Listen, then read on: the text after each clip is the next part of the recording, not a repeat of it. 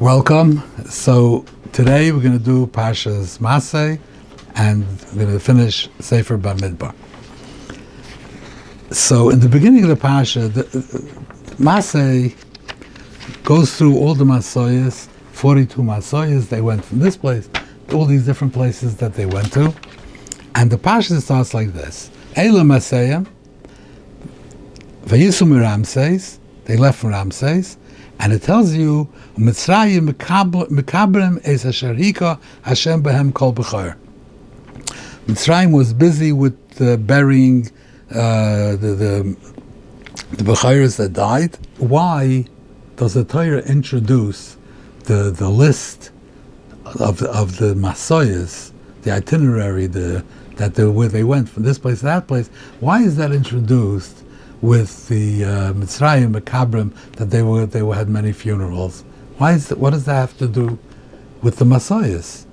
They left Mitzrayim and they went from here to here to here to here 42 times.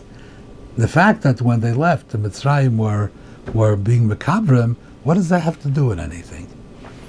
So I think maybe you could say that back in Parshas Shlach,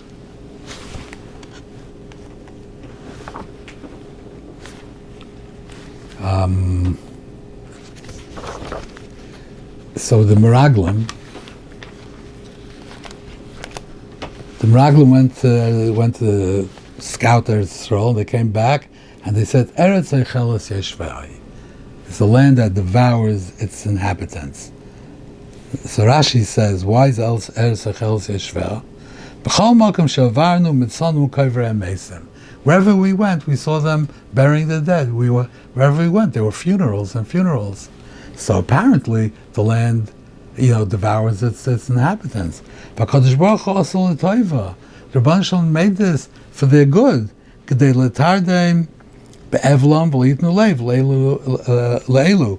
That the people should be busy with their funerals. They shouldn't pay attention to the Meraglim. They shouldn't draw their attention. Should leave them alone. They should be able to check it out. So that the Rebbeinu Shalom made there be funerals, and but they took that and they turned it around and they said there's a gnai, there's dibas haaretz. This is what they did. Over here also, Mitzrayim mekabrim asher hika behem kol b'chor. So Rashi says trudin be'evlam. The reason why they were so. What is he saying here? That they were busy with their avelos burying them. And chacham says, "Hu tama sheyotzu b'yad Rama." Why did they go out with b'yad Rama? That because they were so busy with the funerals, they couldn't. They were going out and they were too busy. They didn't stop them. They were too busy with their funerals. So really, it's the same thing. So he's showing you that Mitzrayim was Mekabrim, and they were busy with the funerals. The Meraglim did not learn from this. The Meraglim, why was Mitzrayim Mekabrim? Because for our good. The Meraglim did not learn from this. The Meraglim went and said, Dibas Haaretz anyway, Eretz Eichelos Yeshvei. And that's what caused the Masoyas. The reason why there were Membeis Masoyas is because of the Meraglim, because they didn't take their lesson from Mitzrayim Mekabrim to see that the Rebbeinu Shalom did l'Tayvosam, that they were Mekabrim and did not interfere with them. They saw this in Eretz Yisrael and they didn't say this is what it is. They said it's because Eretz Eichelos Yeshvei, and that's why they had to spend 40 years in the desert and all these Masoyas. So in the list of the Masoyas, it doesn't really say anything. It's just a bunch of, they went from here, they went to there. They went from Dovka to Olush, and from Olush to Refidim, and from Refidim to Midbar Sinai, to all these different places. Sometimes there's some kind of a remez in the name, like Kailos, I think Jens Mazil says it means Koirach. Kivras HaTaiva is because the Mesavim, but that was the name of the place. So just tells you Vayisu Mechatzeres, V'yachnu Barisna, V'yachnu Barim Aparetz. Just tells you the names of the places. Doesn't tell you what happened. Two things it says. Vayisu Mimora, they left Mora. Vayivoyu Eilima, they came to Eilim.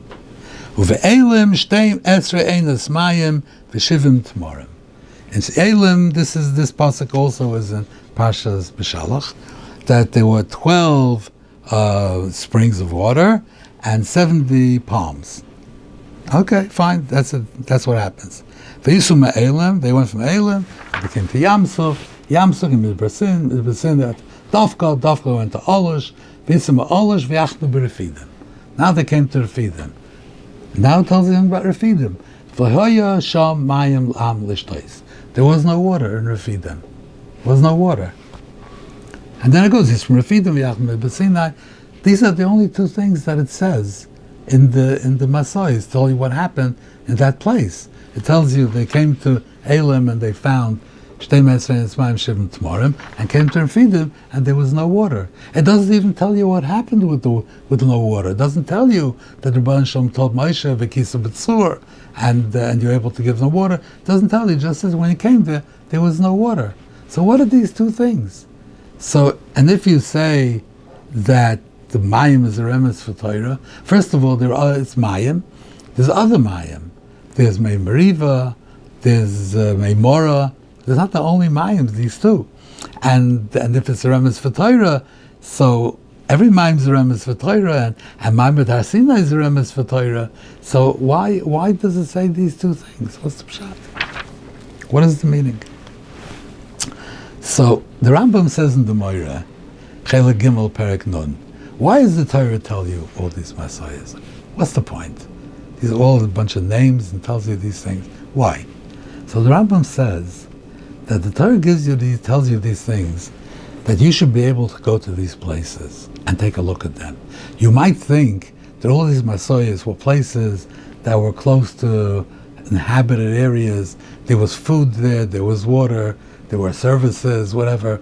And so it wasn't the time that they were in the Midbar for 40 years was not so shloika derech hateva. It was, everything was normal. They came here. They were like today. You have Arabs that live in these oases in the middle of the desert, and I guess they have houses or whatever they do there, and they're okay. So maybe these places were places that were okay. Not tells you the name of the places, and you could go there and you take a look. You see this desolate. Maybe you'll find a little bit of water there. Maybe not, but there's certainly not an abundance of water. Nothing to eat. Dry, snakes. It's a terrible place. All these places, you check them out, and then you'll understand that when Klausner went to these places, you understand that there was a special hashgacha during the all these Masais in the Midbar, and this will be mechazik your emunah. Now, we don't know where these places are, but Dafka. Where is Dafka? If you want to look at Dafka, it would be pretty hard. I know so the archaeologists today have places where they think they identified and this is that, but let's not get into that. I mean, it's Parshas, we don't know where it is, and if somebody speculates, but in the time after they came to Eretz Yisrael for a few hundred years, then people knew. They knew Dafka is over there. They knew. They saw on the maps, Dafka was still there. So they knew where Dafka was. So they were able to go to Dafka and check it out, and they looked at it, and they saw this is taka amazing that Klal Yisrael was able to have a chaniyah in such a place, unbelievable, and that was mechazik their emunah very much, and this went into their zechira klalis, their collective memory, and now we also know that the time of the Midbar was an amazing time of shloika derech hateva, and Hashem took care of everything for the Shvatim, everything. Today, Taka, we don't know where it is, but this was the purpose of giving all these Messiahs. Now, it says there were Shneim Esr Enes Mayim in Eilim, 12 springs, and 70 palms. So Rashi in B'Shalach says that the 12 springs were connected to Shvatim, and the 70 Tmarim were connected to Shivim Zkenim. He brings some Mechilta, 2 pshatim. One pshat, he says, okay, I didn't mark it, but I'm telling you what it says. The first pshat in Mechilta says that it was Nivra B'Nes right before they came there, it was Nivra B'Nes, And the second pshat says that it was muchen for them from Sheishes Mei Breishis. But either way, the Eilim were there because of the Shvatim, because the Shvatim were coming, and the Tamarim were there because the Skenim were coming. That's why they were there. But Be'etzim, Eilim was not supposed to have trees. With springs, it wasn't supposed to have trees. It was supposed to have nothing. But because of the Shvatim and the Skenim, the Bnei Shalom made that Eilim has these things. Therefore, once they left, it was gone. Because Eilim Be'etzim didn't have springs and trees. It was only there because of the Shvatim and the Zekanim. Once they moved on to the next Masei, it was gone.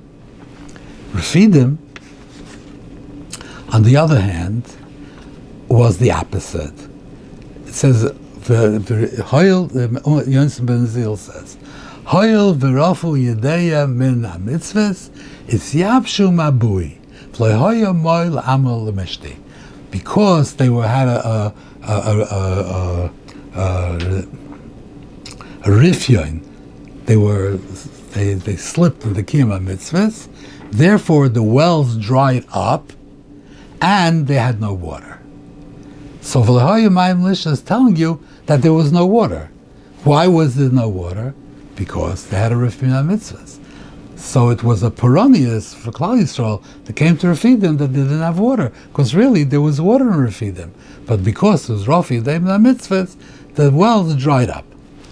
Again, once they left Refidim, it went back to the way it was. It was not the natural state of Refidim not to have water. It was because of the Rifyim and mitzvahs. So once they moved on to the next place they went to, wherever it was, then once they went on, then it went back to its natural state, and we had water again.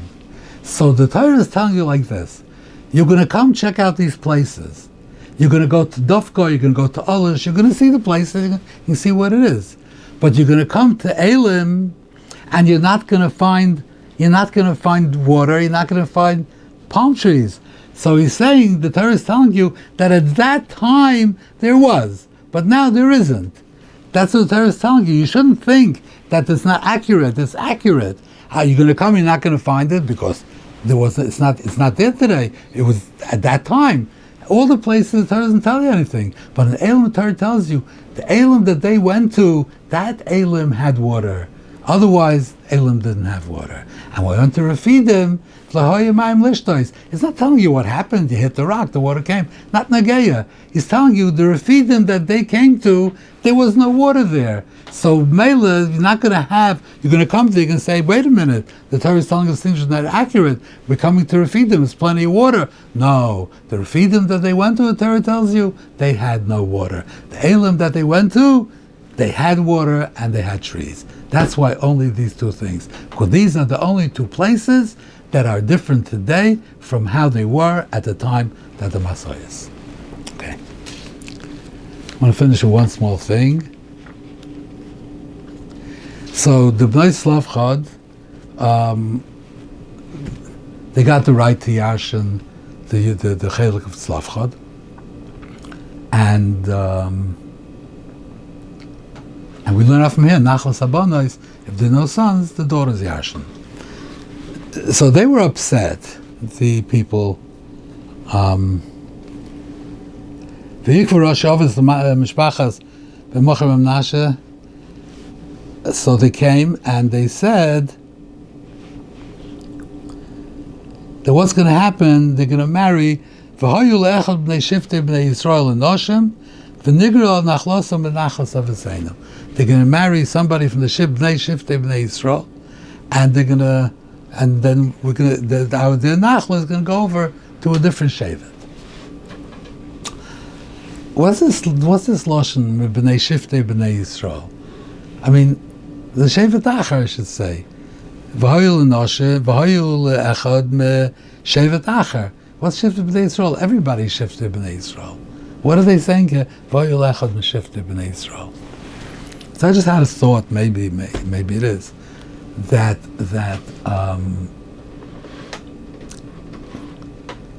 in Great Britain is a country and has parts to it. It has England, it has Scotland, and it has Wales. These are all different countries, but altogether they're one country. They're Great Britain. I think that maybe the people of Ever Yarden thought of themselves as Scotland. That we have like this part, Ever Yarden, we have 3 states, 3 Shvatim, and then we have the main place of Eretz Yisrael, which has 9 Shvatim, and so it's like a confederation of 2 parts. All of it is Eretz Yisrael, but one part is in Ever Yarden, and the other part is in Eretz Yisrael proper. Maybe they called the main part of Eretz Yisrael, they called that Shiftei Yisrael, and they were Shiftei Bnei Yisrael, and Ever Yarden was Shiftei Ever Yarden. They thought themselves as not quite integrated as being one